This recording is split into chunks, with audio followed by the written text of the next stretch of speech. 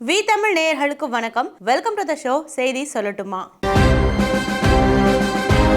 தொல்லியல் காலநிலை வரிசை அப்படிங்கிறது உலகத்தோட ஒவ்வொரு நிலப்பகுதிகளுக்கும் ஒவ்வொரு விதமா வேறுபடும். அந்த வகையில தெற்கு ஆசியாவை பொறுத்த வரைக்கும் பழைய கற்காலம், இடைக்கற்காலம், புதிய கற்காலம் இப்படிங்கிறது, அதுக்கப்புறம் செம்பு காலம், இரும்பு காலம், இறுதியா வரலாற்று காலம் இப்படியான வகைப்படுத்துதலோட இருக்கு. இப்படி தனித்தனியா இல்லாம சில சமயங்கள்ல வரலாற்று காலத்துக்கு முந்தைய காலத்தை மூன்றாவே சொல்லலாம். கற்காலம், வெண்கல காலம், இரும்பு காலம் இப்படியான வகைப்படுத்துதல் தான் தெற்காசியாவின் கால வரிசை. இப்போ இத பத்தி பேச வேண்டிய விஷயம் என்னன்னா, இரும்பின் தொன்மை அப்படிங்கிற ஒரு வரலாற்று ஆய்வு நூலை தமிழ்நாடு முதலமைச்சர் மு.க. ஸ்டாலின் நேற்று சென்னையில நடந்த ஒரு நிகழ்ச்சியில அந்த நூலை வெளியிட்டிருக்காரு. இந்த நூலானது புதுச்சேரி பல்கலைக்கழக வரலாற்று துறையின் முன்னாள் பேராசிரியர் கே. ராஜன் அவர்களும் தமிழ்நாடு தொல்லியல் துறையின் இணை இயக்குனர் சிவானந்தமும் சேர்ந்து தொகுத்த ஒரு நூல் தான். இந்த நூலை வெளியிட்டு தமிழ்நாடு முதலமைச்சர் மு.க. ஸ்டாலின் பேசும்போது, தமிழ்நாட்டுல இரும்பின் பயன்பாடு அப்படிங்கிறது 5300 ஆண்டுகளுக்கு முன்பிருந்தே துவங்கப்பட்டதா இந்த ஆய்வுகள் மூலமாக உறுதிப்படுத்தப்பட்டிருக்கு அப்படின்னு சொல்லியிருக்காரு.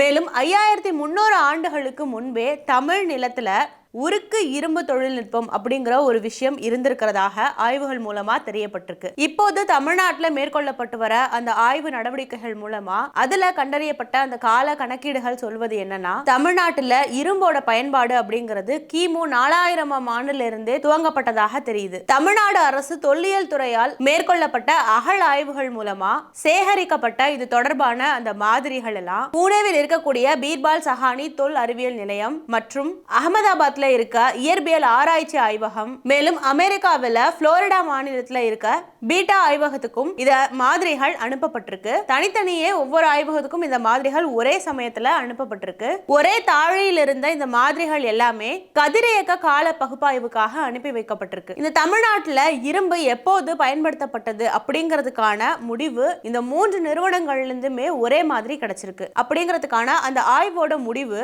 இந்த 3 ஆய்வு நிறுவனங்கள்ல இருந்துமே ஒரே மாதிரியே கிடைச்சிருக்கு. அந்த தரவுகள் என்ன சொல்லுதுன்னா, கிமு 3375 ஆண்டுலேயே தென்னிந்தியாவில் இரும்பு அறிமுகமாயிருக்குன்னு சொல்லுது. வடக்கு எகிப்துல அல்கர்சேங்கிற பகுதியில கிடைச்ச இரும்புனால செய்யப்பட்ட மணிகள் தான் உலகத்திலேயே மிகவும் பழமை வாய்ந்த இரும்பாக கருதப்படுது. இதோட காலம் என்னன்னு பார்த்தா, கிமு 3400 இருந்து கிமு 3100 அந்த காலகட்டத்துக்குள்ள இந்த இரும்பு மணிகள் காணப்பட்டிருக்கு.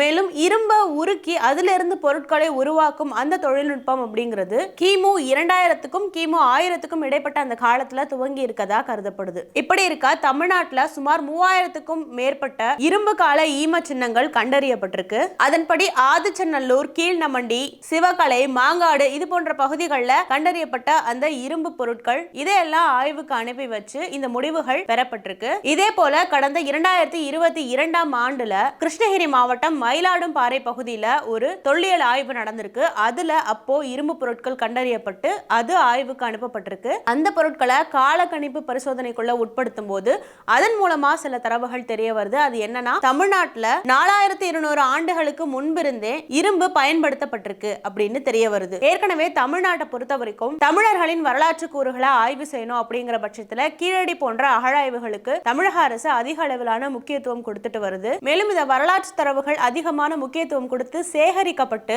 அருங்காட்சியகமா மக்களுக்கு அதன் வரலாற்று கூறுகளை எடுத்து சொல்வதற்காக காட்சிப்படுத்தப்படுது. இப்படியான முக்கியத்துவம் தமிழக அரசு தொல்லியல் துறைக்கு கொடுத்துட்டு வருது. அந்த வகையில இன்னும் இந்த வரலாற்று ஆய்வுகளை உத்வேகப்படுத்துற விதமா தமிழக அரசு தரப்பிலிருந்து கீழடி திறந்தவெளி அருங்காட்சியகம், கங்கை கொண்ட சோழபுரம் அருங்காட்சியகங்களுக்கு முதலமைச்சர் மு.க. ஸ்டாலின் அடிக்கல் நாட்டியிருக்காரு. இது தொல்லியல் துறையில பல ஆய்வுகள் மூலமாக இன்னும் நிறைய வரலாற்று கூறுகளை கண்டறிய முடியும் அப்படிங்கிற ஒரு நோக்கத்தோட தமிழக அரசால இது ஊக்குவிக்கப்படுது. தமிழர்களின் தமிழ் மொழியின் வரலாற்று சார்ந்த அந்த கூறுகளை முன்னிலைப்படுத்தி அதன் ஒரு பகுதியாதான் இது போன்ற இந்த தொல்லியல் ஆய்வுகளை அரசு ஊக்கப்படுத்திட்டு வருது.